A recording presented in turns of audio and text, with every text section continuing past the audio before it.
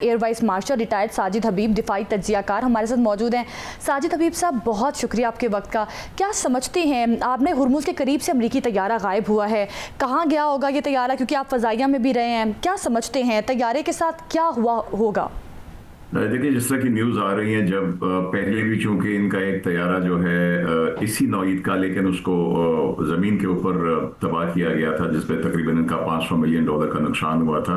ये E3 Sentry जिसको हम कहते हैं, बोइंग एक तैयारा है जो इनका कमांड एंड कंट्रोल सिस्टम होता है। ये जो कल का वाक़या है, इसके बारे में मिली जुली खबरें हैं। एक्चुअली जब मिलिट्री एयरक्राफ्ट इतने वाइड बॉडी जो है वो ऑपरेट कर रहे होते हैं, एक नो वॉर के एक तरह से जिसमें एक्टिव वॉर नहीं हो रही होती, तो वो एक कोड ट्रांसमिट करते हैं। इसने जो कोड ट्रांसमिट किया था वो इमरजेंसी का था, 7700। ये एक इंटरनेशनल कोड है। जब वो ट्रांसमिट किया जाता है तो बाकी जो एयरक्राफ्ट हैं वो हेल्प करते हैं, जो एरोड्रोम्स हैं उस एरिया में वो हेल्प करते हैं। तो जहाँ तक मैंने देखा है कि वो उसके बाद उन्होंने अपना ट्रांसपोंडर, जिससे आम ऐप्स हैं जो लोकेट करती हैं, जिसमें आजकल तो किसी का अजीज आ जा रहा तो ट्रैक करते हैं कि फ्लाइट कहाँ तक पहुंची, वो प्रॉबेबली उन्होंने ऑफ कर दिया था। इसमें डाउट इसलिए ज़्यादा है कि अगर कोई ऐसा वाकया हुआ होता कि उसको मार गिराया होता तो कुछ ईरान का क्लेम होता। फिर सबसे बड़ी बात कि रेस्क्यू एफर्ट्स आपको नजर आती, कोई बोट्स उस एरिया में जाते हुए, कोई एयरक्राफ्ट जाते हुए, हेलीकॉप्टर जाते हुए, ऐसी कोई चीज़ नहीं हुई। डेफिनेटली वो जो E3 ने 7700 दिया है, ये एक इमरजेंसी है कि मेरे साथ कोई प्रॉब्लम है और मुझे फौरी तौर पे लैंड करने की ज़रूरत है। तो वो 22,000 फुट तक तो उसको सब ऐप्स ने देखा, सिविलियन रेडार्स ने भी देखा, लेकिन उसके बाद वो उसने डिसेंड किया है कुछ 17,000 तक, और फिर इसके बाद वो स्क्रीन से गायब हो गया है। एज सच उसके कोई क्रैश की एविडेंस नहीं मिली है, लेकिन डेफिनेटली कोई प्रॉब्लम था और वो जिसकी वजह से उसको इमरजेंसी में वापस जाना पड़ा। मैं इसके बारे में इतना ही कह सकता हूँ।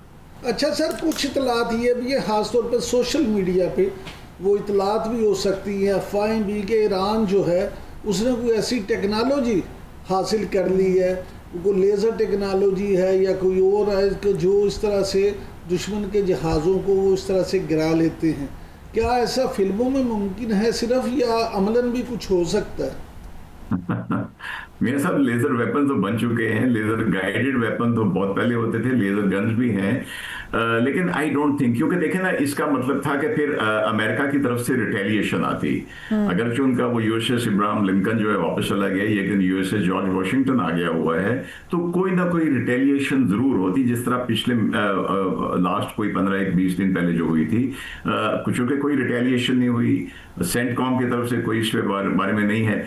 लेकिन वो जो अगर आप रेफर कर रहे हैं कि ईरान ने कहा कि अब हमला किया तो हम ज्यादा खतरनाक हथियारों से करेंगे, उसमें मेरे ख्याल में वाकई उसमें हकीकत है कि उसके पास जो कम से कम एक तो उनके जो हाइपरसोनिक उनकी ग्लाइड व्हीकल्स हैं, जो कि फिजा में जाके कोई अपर एटमॉस्फेयर में वहां से वो इतनी हाई स्पीड से वह नीचे आती हैं और वो ग्लाइड करती हैं, वो इतनी तेजी से, अगर आप वो स्पीड ऑफ साउंड की बात करें जिसको Mach 5 Mach 20 कहते हैं, इसका मतलब है तकरीबन 3,500 मील फी घंटा से 15,000 मील फी घंटा के दरमियान उनकी स्पीड चेंज होती है, डायरेक्शन चेंज होती है। उसको पकड़ नहीं सकता कोई अब तक का जो एयर डिफेंस सिस्टम है।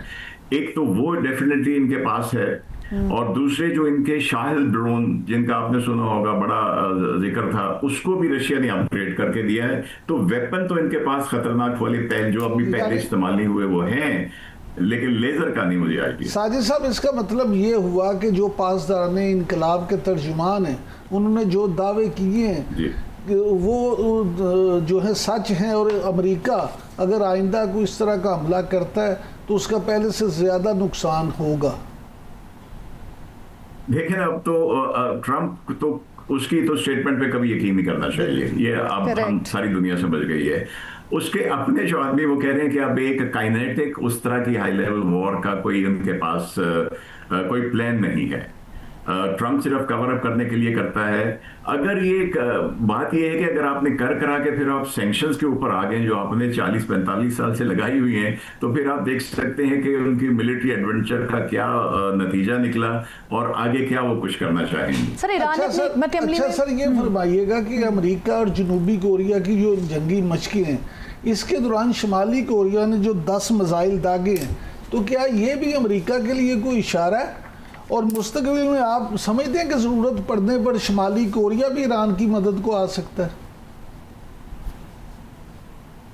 शुमाली कोरिया इस तरह तो मदद को नहीं आएगा, लेकिन ये बहुत बड़ी इंडिकेशन है। आप देखें कि उसके बाद से जो इनकी वॉर गेम आपस में जनूबी कोरिया की अमेरिका की हो रही थी, उसको कट डाउन कर दिया गया है और बाकायदा ट्रंप ने ऐलान किया है कि हम इनको वॉर गेम्स को, ये मुश्तरका मशकें होती हैं और वो उनका उनका उनका जो हदफ है उस मामले में कौन है, जनूबी कोरिया और अमेरिका जब एक्सरसाइज करते हैं तो वो खिलाफ है चाइना के और शुमाली कोरिया के।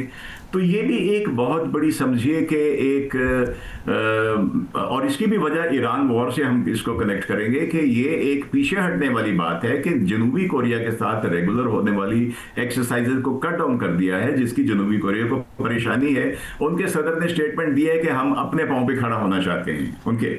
लेकिन अगर देखा जाए तो ये वही बात जो हम पहले कर चुके हैं कि इनके इतने ज्यादा पेट्रियट और थार्ड और डिफेंस सिस्टम डिप्लीट हो चुके हैं कि इनका असल अगर मुकाबला कभी इनको चाइना के साथ करना पड़ जाए, नॉर्थ कोरिया, तो इनके पास वेपन्स नहीं है।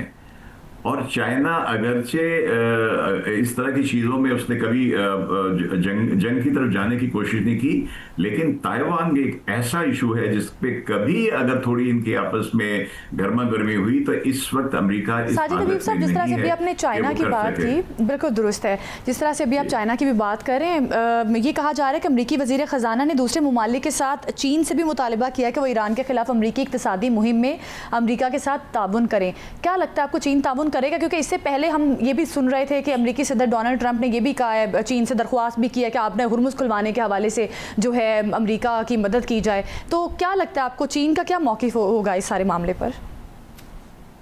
चीन का तो स्ट्रेटेजिक इंटरेस्ट है, चीन और रशिया का तो इंटरेस्ट है। एक इनके जो इनके शाहर मिसाइल हैं उनको जो है वो रशिया ने अपग्रेड करके दिया है, जो उन्होंने कहा कि खतरनाक वेपन हमारे पास मौजूद है, इंटेलिजेंस शेयरिंग है, और उसके साथ सारी सपोर्ट तो इनको चाइना दे रहा है। और चाइना ने, आप देखते चाइना हमेशा बड़े स्मार्ट हैं ये लोग, जिस तरह ऑपरेट करते हैं, हमें उनको सीखना चाहिए। उन्होंने अपनी ऑयल कंजम्पशन को 1 साल में ड्रास्टिकली कम कर दिया है और वो सोलर की तरफ, वहां पे मोटर बाइक्स तो 100% बाकी खत्म कर दी और सोलर है। जहां तक चाइना का ताल्लुक है तो परसों ही चाइना ने ऑफिशियली स्पोक्स पर्सन ने टीवी पे आके कहा है कि ये जो सैंक्शंस हैं ये नहीं होनी चाहिए and we will not support it. तो चाइना का मौक़िफ़ तो इसके ऊपर बिल्कुल ज्यादा क्लियर अंदाज में आ चुका। अच्छा सर, ये फरमाइएगा साजिद हबीब साहब के मार्के हक और बुनियानुल महसूस में जिस तरह से पाकिस्तान ने दबरकुटी लगाई थी इंडिया की, उसके बाद मैं यही सुनना चाहता था। जी सर, उसके बाद सर मोदी साहब का जो हाल था, अब ये मक्का एग्रीमेंट के बाद तो सुना उन्हें गशी के दौरे पर रहे हैं और आज बांग्लादेश ने भी इंडिया जाहिर कर दिया वो भी इसमें शामिल होना चाहते हैं। तो सर ये स्ट्रेटेजिकली आप क्या समझते हैं? बतौर एयर वाइस मार्शल आपका तजर्बा भी है सर, ये हमें समझाएं कि वाकई ही मोदी जो हैं वो मजीद उनकी हालत ख़राब होने जा रही है। जी बिल्कुल, उनकी हालत इससे भी बदतर होगी क्योंकि उनमें गुंजाइश बड़ी है हालत बदतर करने की मोदी साहब में। देखिए, कई दफा तारीख में हम देखते हैं कि एक छोटा सा वाकया एक बहुत बड़ी दुनिया में तब्दीली का बाइस बन सकता है। अगर हम जंग अजीम पहली की बात कर लें तो एक मर्डर हुआ था एक प्रिंस का, जिसकी वजह से पूरी दुनिया जंग की लपेट में आ गई।